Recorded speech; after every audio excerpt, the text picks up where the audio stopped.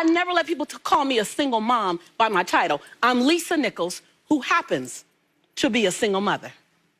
Don't define me by my circumstances. Define me by my intention. But my biggest accomplishment is being willing to give myself 1,000 second chances. And every time I got to $9.99, I pressed reset.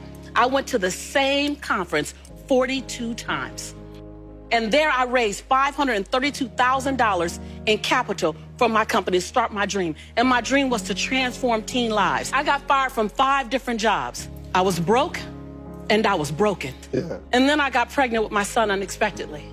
And then at 8 months, my son's father went to prison. I went to the ATM to get $20 out the bank because I didn't have any Pampers for him. And in order to get $20 out, you got that $20 in. I had $11.42. For 2 days, I had to wrap my son in a towel. And I have my hand on his stomach saying, "Don't you worry, Jaylani. Mommy will never be this broke again." And I looked at that baby at 8 months and I said, I want to transform your life because you didn't ask to come into this chaos. Come on.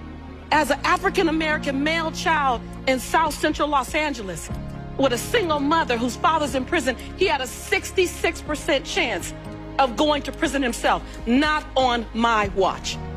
Not on my watch. So if I have to be willing to drastically transform myself so that I can become the woman that I know I can be. I was bankrupt and trying to not ask anyone for help. I was bankrupt in everything that was holding me and keeping me where I was.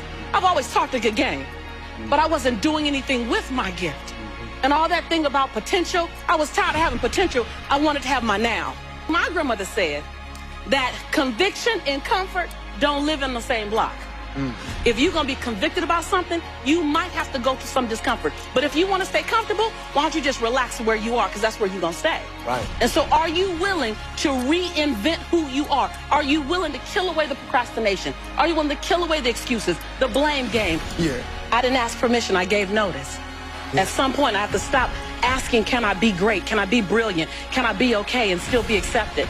I just stopped asking permission and just gave notice unapologetically, not in a braggadocious way, not in a way that shrunk anyone else, in a way that said, I only got one life, and I'm gonna ride this one till the wheels fall off. And it didn't come from, you know, a motivational experience. It didn't come from an inspiring teacher.